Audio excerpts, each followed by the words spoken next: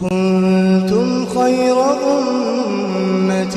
أخرجت للناس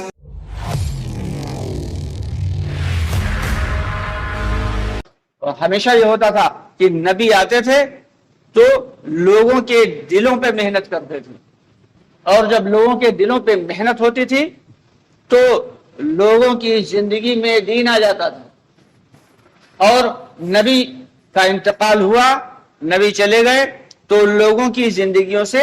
دعوت چلی جاتی تھی، اور جب دعوت جاتی تھی تو پھر لوگ جو ہے وہ برائیوں میں مبتلا ہو جاتے تھے۔ اللہ رب العالمین پھر کوئی دوسرا نبی بھیج دیتے تھے، وہ آ کے وہ دعوت دیتے تھے، اور جب دعوت دیتے تھے تو لوگوں کی زندگیوں میں دین آتا تھا،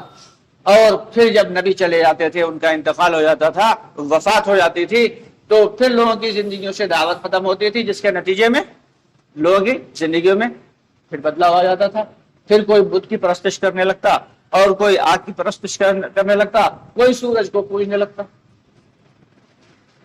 یہ اس طریقے سے اللہ تعالیٰ نے اتنے نبی بھیجے، تقریباً 1.25 لاکھ یا کچھ روایتوں کے مطابق دنیا میں اللہ رب العالمین نے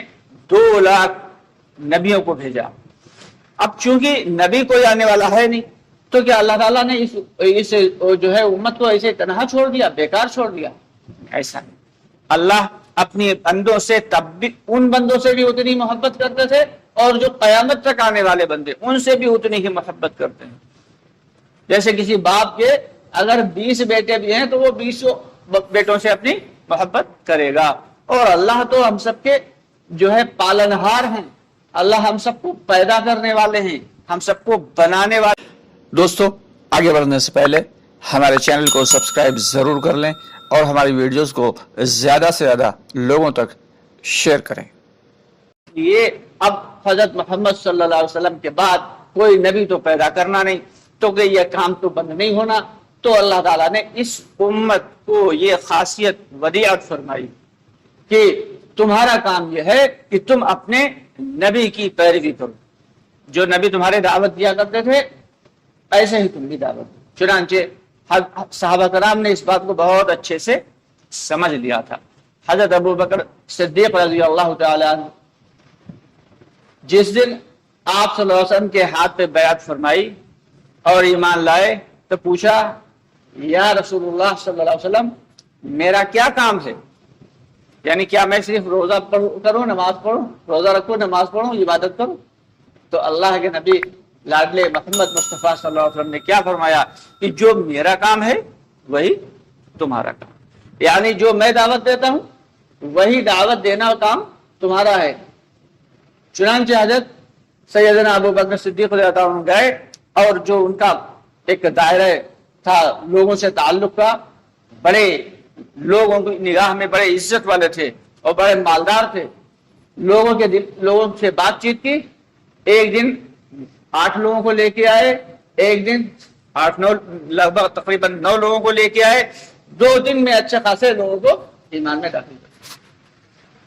ہر صحابی جو کلمہ پڑھ لیتا تھا، وہ چونکہ عربی داں تھے، بات کو سمجھتے تھے کہ کلمہ پڑھنا لا الہ الا اللہ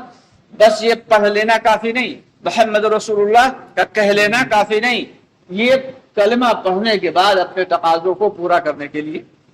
مجبور کر دیتا تھا۔ لیکن آج افسوس کی بات یہ ہے کہ جو ایمان کے بعد سب سے پہلا حکم ہے نماز، آج ہم لوگ اسی حکم کو توڑے ہوئے تھے۔ وہی حکم ہم سب کی زندگیوں سے نکلا ہوا، اور ان کو مسجد میں لانے کی ذمہ داری کس کی ہے؟ جو مسجد میں آنے والے ہیں ان کی ذمہ داری ہے کہ وہ جو بھائی بچھڑے ہوئے ہیں اللہ سے، ان کی خوشامد کر کے پیار سے، محبت سے، لڑائی جھگڑے سے کوئی نہیں آئے گا، ڈانٹ ڈپٹ سے کوئی نہیں آئے گا۔ گھر میں ڈانٹ ڈپٹ نہیں چلتی تو دوسرے کیا مانیں گے؟ ہاں، اگر گھر میں ہی جب ڈانٹ ڈپٹ نہیں چلے گی، آپ گھر کے اندر جو ہے دعوت دیں پیار محبت سے، قبول ہو جائے گی، اور اگر ڈانٹ ڈپٹ سے کام لیں گے تو گھر میں ہی تفرقہ پڑ جائے گا، آپ ہمارا ہی گھر میں رہنا مشکل ہو جائے گا۔ تو اس لیے پیار محبت سے دوسروں کو اس کی دعوت دے کے اللہ کے بندوں کو اللہ کی طرف لانا۔ وَمَنْ أَحْسَنُ قَوْلًا مِّمَّنْ دَعَا إِلَى اللَّهِ، کہ اس سے بہتر کس کی بات ہو سکتی ہے جو اللہ کے بندوں کو اللہ نے، یعنی اس سے بہتر کسی کی بات ہو ہی نہیں سکتی۔ چنانچہ اس کے